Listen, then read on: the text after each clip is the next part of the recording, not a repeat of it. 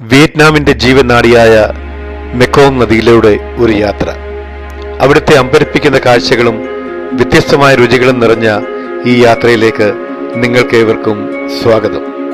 വിശാലമായ മെക്കോങ് നദിയുടെ ഒരു കൈവഴിയിലൂടെ യാത്ര ചെയ്ത് അവിടുത്തെ ഒരു ഗ്രാമത്തിൽ ചെന്നിട്ട് നമ്മുടെ ഉച്ചഭക്ഷണം കഴിച്ച് നമുക്ക് തിരിച്ചു വരാം.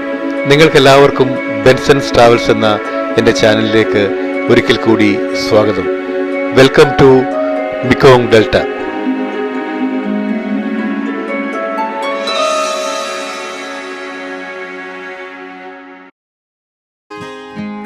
വിയറ്റ്നാം ജനതയുടെ ചെറുത്തുനിൽപ്പിന്റെയും ധൈര്യത്തിന്റെയും കഥകൾ പറയുന്ന കൂച്ചി ടണലിലെ കാഴ്ചകൾ കണ്ടിട്ട് മെക്കോങ് ഡെൽറ്റയിലേക്കുള്ള യാത്രയിലാണ് ഞങ്ങളിപ്പോൾ.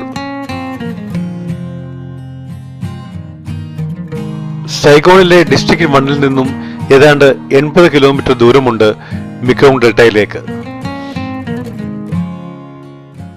സൈഗോണിൽ നിന്നും ഏതാണ്ട് 2400 രൂപയ്ക്ക് അടുത്ത് വരുന്ന ഡേ പാക്കേജ് എടുത്താൽ നമുക്ക് കൂച്ചി ടണൽസും മെക്കോങ് ഡെൽറ്റയും കണ്ടിട്ട് തിരിച്ചു വരാം. ഇടയ്ക്കുള്ള റിഫ്രഷ്മെന്റും ലഞ്ചുമൊക്കെ ഉൾപ്പെടെയുള്ളതാണ് ഈ പാക്കേജ്.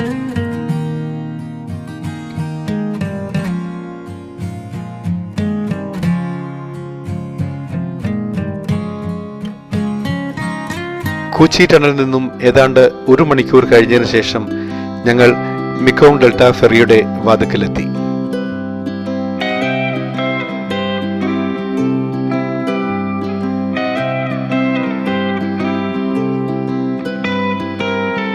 ആയിരക്കണക്കിന് ആൾക്കാരാണ് ഓരോ ദിവസവും ഈ ഫെറി കടന്നിട്ട് മെക്കോങ് ഡെൽറ്റയിലേക്ക് യാത്ര ചെയ്യുന്നത്. പക്ഷെ ഇന്ന് എന്തോ വലിയ തിരക്ക് കാണുന്നില്ല.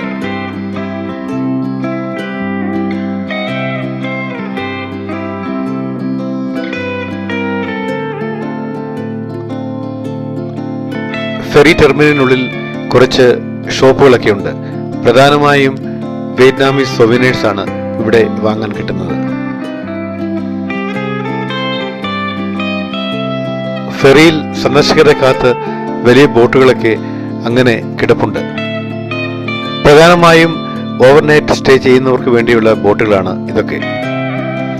ഞങ്ങൾക്ക് വേണ്ടിയുള്ള ചെറിയ ബോട്ട് കുറച്ചകലെ മാറി കിടപ്പുണ്ട്. അത് ലക്ഷ്യമാക്കിയാണ് ഞങ്ങളിപ്പോൾ നടക്കുന്നത്. ഒരേ സമയത്ത് 10-100 ബോട്ടുകൾക്ക് പാർക്ക് ചെയ്യാനുള്ള സ്ഥലം ഈ ഫെറിയിലുണ്ടെന്ന് തോന്നുന്നു.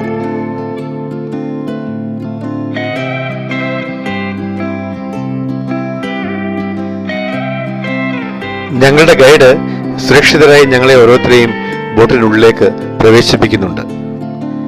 സേഫ്റ്റി ജാക്കറ്റ് ധരിച്ചുകൊണ്ടാണ് ഈ യാത്ര. അബദ്ധവശാൽ മെക്കോങ് നദിയിലേക്ക് വീണുപോയത്തെ കാര്യം പിന്നെ പറയേണ്ടതില്ലല്ലോ. ജീവനോട് തിരിച്ചു വരുവാൻ വളരെ പ്രയാസമാണ്. അത്രയ്ക്കും ശക്തിമത്തായ ഒരു നദിയാണ് മെക്കോങ്. ടിബറ്റിൽ നിന്നും ഉത്ഭവിച്ച് സൗത്ത് ഈസ്റ്റ് ഏഷ്യയിലെ 6 രാജ്യങ്ങളിലൂടെ കടന്നുപോയിട്ട് സൗത്ത് ചൈന സീയിലാണ് 5000 കിലോമീറ്ററോളം നീളമുള്ള മെക്കോങ് നദി അവസാനിക്കുന്നത്.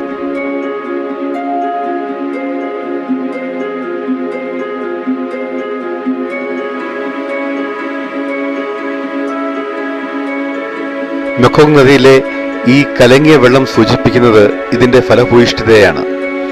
കോടിക്കണക്കിന് ആൾക്കാരാണ് 6 രാജ്യങ്ങളായി മെക്കോങ് നദിയുടെ തീരത്ത് ജീവിക്കുന്നത്. കൃഷിക്ക് മാത്രമല്ല, വാണിജ്യത്തിനും ടൂറിസത്തിനുമൊക്കെ വലിയ പ്രാധാന്യമാണ് ഈ 6 രാജ്യങ്ങൾക്കും മെക്കോങ് നദി നൽകുന്നത്.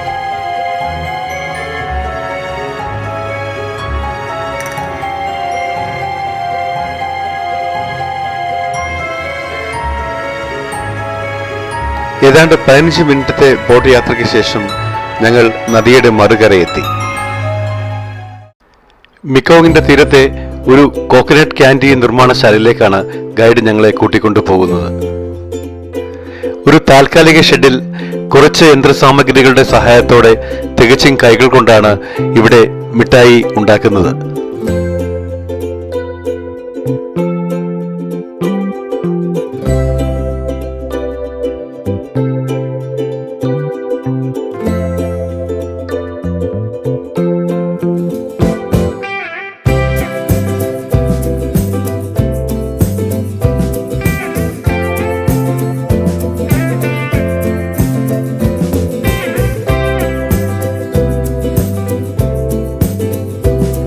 ഇവിടെ നിന്ന് കിട്ടിയ സാമ്പിളൊക്കെ രുചിച്ചിട്ട് ചിലരൊക്കെ മിഠായികൾ വാങ്ങിച്ചു.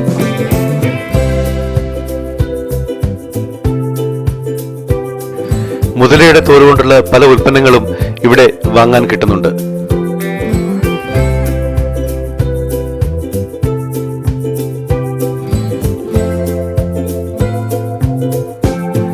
ഇവിടെ സ്നേക്ക് വൈൻ രുചിക്കാനും വിൽക്കാനുമായി വെച്ചിട്ടുണ്ട്. വലിയ ധൈര്യമില്ലാഞ്ഞതുകൊണ്ട് ഞാനിത് രുചിക്കാൻ പോയില്ല.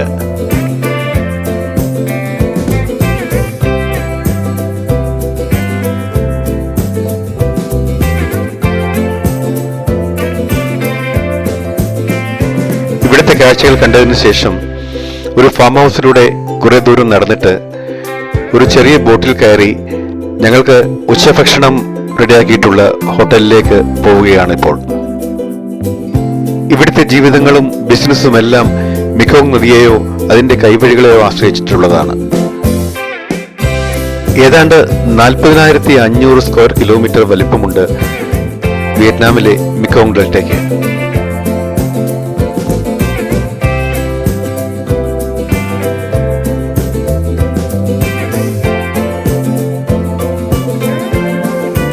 മെക്കോങ് നദിയിലൂടെയും അതിന്റെ തോടുകളിലൂടെയുമുള്ള യാത്രയും ഉച്ചയ്ക്കത്തെ ലഞ്ചുമാണ് മെക്കോങ് ഡെൽറ്റ ടൂറിന്റെ പ്രധാന ഹൈലൈറ്റ്സ്.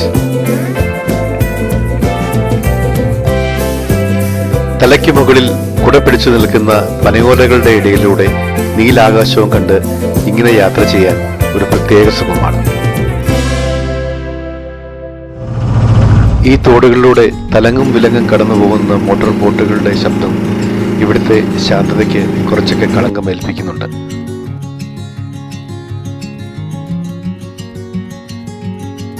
മെക്കോങ് ഡെൽറ്റയിലെ ജീവിതവും ഇവിടുത്തെ കാഴ്ചകളും വിയറ്റ്നാം സന്ദർശിക്കുന്ന ഓരോ സന്ദർശകനും ഒരിക്കലും നഷ്ടപ്പെടുത്തരുത്.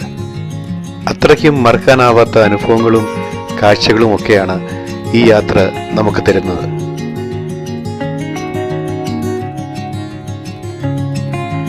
പൊതുവെ നല്ല മഴക്കോളുള്ള കാലാവസ്ഥയാണ് ഇന്ന്. ഇടയ്ക്കിടയ്ക്ക് മഴ അങ്ങനെ പെയ്യുന്നുമുണ്ട്. ഏതാണ്ട് 15 മിനിറ്റത്തെ ബോട്ട് യാത്രയ്ക്ക് ശേഷം ഞങ്ങൾക്ക് കഴിക്കാനുള്ള ഹോട്ടലിന്റെ വാതിക്കലെത്തി.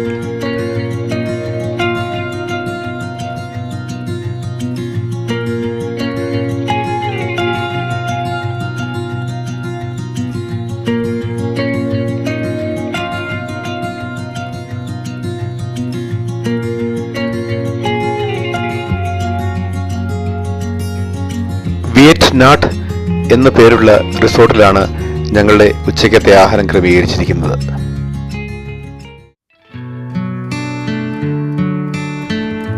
റെസ്റ്റോറന്റിലേക്കുള്ള വഴിയിൽ നമുക്ക് മത്സ്യങ്ങൾക്കും മുതലകൾക്കുമൊക്കെ തീറ്റി കൊടുക്കാം. സന്ദർശകർക്ക് ഒട്ടും ബോറടിക്കാത്ത രീതിയിലാണ് ഈ ടൂർ കമ്പനികളൊക്കെ ഓരോ പാക്കേജും അവതരിപ്പിക്കുന്നത്.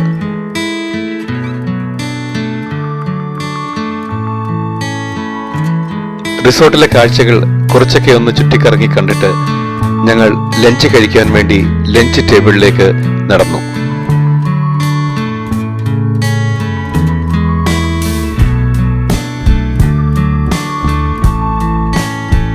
ഞങ്ങളെ കൂടാതെ കുറച്ച് സന്ദർശകർ മാത്രമേ ഇന്ന് ആഹാരം കഴിക്കുവാൻ ഈ റെസ്റ്റോറന്റിലുള്ളൂ. ഈ റെസ്റ്റോറന്റ് വലിപ്പം കണ്ടിട്ട് ധാരാളം ടൂറിസ്റ്റുകൾ ഇവിടെ എത്താറുണ്ട് എന്നുള്ള കാര്യത്തിൽ സംശയമില്ല. എങ്കിലും ഇന്ന് വലിയ തിരക്ക് കാണുന്നില്ല.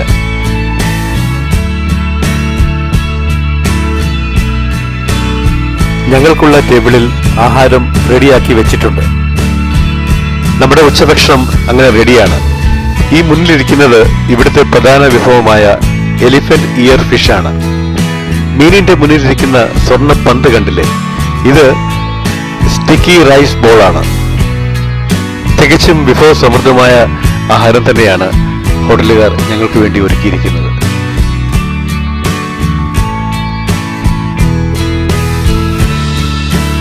റെസ്റ്റോറന്റിലെ പരിചാരിക വന്നിട്ട് സ്റ്റിക്കി റൈസ് ബോൾ ചെറിയ കഷ്ണങ്ങളായി മുറിച്ചു.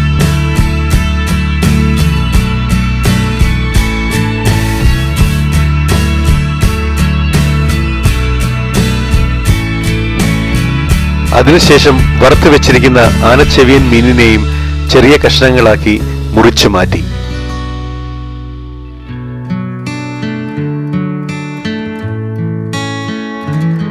ഇത് വിയറ്റ്നാമീസ് സൂപ്പാണ്. മീനും ധാരാളം പച്ചക്കറികളും ഇട്ട് ഉണ്ടാക്കിയ ഒരു വിയറ്റ്നാമീസ് സൂപ്പ്. മീൻ വെച്ചിട്ട് മീനും കുറച്ച് പച്ച ഇലയൊക്കെ ഉണ്ട്. അപ്പോൾ അതുകൂടെ വെച്ചിട്ട് റോൾ ചെയ്തിട്ട് കഴിക്കാൻ പോവാം. ട്രൈ ചെയ്ത് നോക്കാം.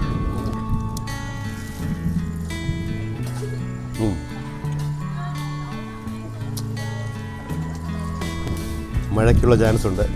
കാരണം മീനിൻ്റെ വാലിലെത്തിയിരിക്കുകയാണ്. അപ്പം അത് കഴിക്കാൻ പോവാം. വലിയൊരു മീനായിരുന്നു. ഞങ്ങൾ 3 പേര് കഴിച്ചിട്ടും തീരുന്നില്ല. കാരണം ഇതാ ഇവിടെ അതുപോലെ ഈ സൂപ്പിനകത്ത് നിറച്ച് മീനാണ്. So much of food.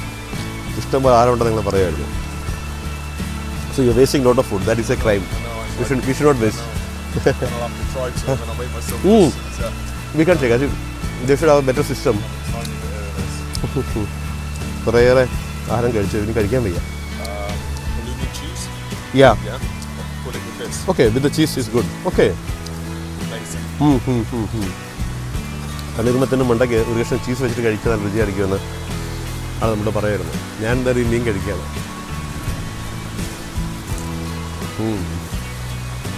Good. വിഭവസമൃദ്ധമായ ലഞ്ച് കഴിഞ്ഞപ്പോഴേക്കും മഴ ചെറുതായിട്ടൊന്ന് തോന്നു. അതിനുശേഷം ഞങ്ങൾ ഇനി ഒരു ചെറിയ ബോട്ടിൽ കയറി മിക്കോങ്ങിന്റെ കൈവഴികളിലൂടെ കുറച്ച് യാത്ര ചെയ്യുകയാണ്.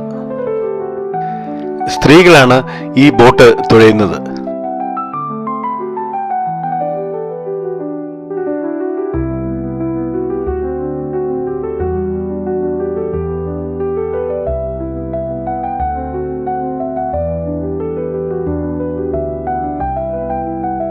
മഴ മാറിയ ഈ പ്രകൃതിയിൽ മിക്കോങ്ങിന്റെ കൈവഴിയിലൂടെ ഒരു കൊച്ചു ബോട്ടിൽ ഇങ്ങനെ യാത്ര ചെയ്യുന്നത് ഒരു പ്രത്യേക സുഖമാണ്.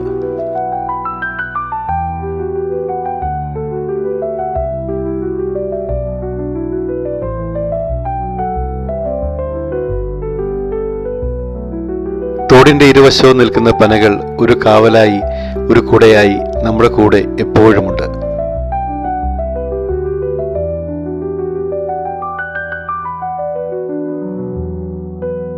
വിയറ്റ്നാമിലെ ഗ്രാമീണ മേഖലയുടെ വളർച്ചയ്ക്ക് ടൂറിസം ഒരു വലിയ പങ്ക് തന്നെയാണ് നൽകുന്നത്. വിയറ്റ്നാം ടൂറിസത്തിൽ ഗ്രാമീണ മേഖലയുടെ പങ്ക് ഒരിക്കലും തള്ളിക്കളയാൻ വയ്യാത്തതാണ്. ധാരാളം പേർക്ക് തൊഴിലവസരങ്ങൾ കൊടുക്കുന്നതാണ് ടൂറിസം മേഖല. തിരിച്ച് ഫെറിയിലേക്ക് പോകുന്ന വഴിയിൽ ഗ്രാമീണ കലാകാരന്മാരുടെ ചെറിയൊരു പെർഫോമൻസ്, പാട്ടും സംഗീതോപകരണങ്ങളും ഒക്കെ ഉണ്ട്.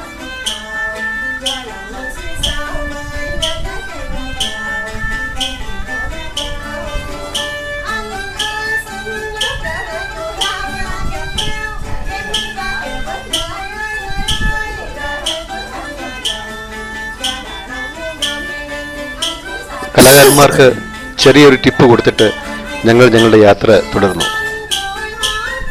മെക്കോങ് നദിയുടെ തീരത്താണ് ഈ ഗ്രാമമെങ്കിലും ഈ ദ്വീപെങ്കിലും. ഇവിടെയും നമ്മുടെ കുട്ടനാട്ടെ കൂട്ട് ഉള്ള പ്രശ്നം പറഞ്ഞാൽ വെള്ളത്തിൻ്റെ ഷോർട്ടേജാണ്. അപ്പോൾ ഇവരിങ്ങനെ ഈ മഴവെള്ളം ഈ ഭരണകളിലൊക്കെ പിടിച്ചു വെച്ചിരിക്കുകയാണ്. കാരണം മെക്കോങ് എപ്പോഴും കലങ്ങിയൊക്കെ ആയിരിക്കും ഒഴുകുന്നത്. അപ്പോൾ ഇങ്ങനെയാണ് അവർ വെള്ളം സംഭരിക്കുന്നത്. വിയറ്റ്നാമിൽ മിക്കപ്പോഴും മഴ കാണുമല്ലോ. മെക്കോങ് ഡെൽറ്റയിലൂടെയുള്ള ഈ യാത്ര ഇവിടെ അവസാനിക്കുകയാണ്. നഗരത്തിന്റെ തിരക്കുകളിൽ നിന്നും മാറി മെക്കോങ് നദിയിലൂടെയും ശാന്തമായ അതിന്റെ കൈവഴികളിലൂടെയുമുള്ള യാത്രയും പിന്നീട് ഉച്ചയ്ക്കത്തെ വിഭവസമൃദ്ധമായ ആഹാരവും എല്ലാം അങ്ങനെ മനസ്സിൽ തങ്ങി നിൽക്കുന്നു. ജീവിതത്തിൽ ഒരിക്കലെങ്കിലും കണ്ടിരിക്കേണ്ട കാഴ്ചകളാണ് മെക്കോങ് ഡെൽറ്റയും അതിന്റെ തീരങ്ങളും നമുക്ക് തരുന്നത്. ശാന്തമായ കനാലിൽ കൂടെയുള്ള യാത്രയും ഉച്ചഭക്ഷണവുമാണ് എൻ്റെ ഈ യാത്രയിലെ ഹൈലൈറ്റായി എനിക്ക് തോന്നുന്നത്.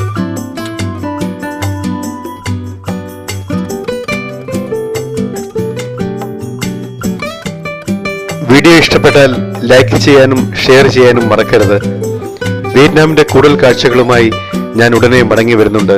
This is Benson John signing you from Benson's travels.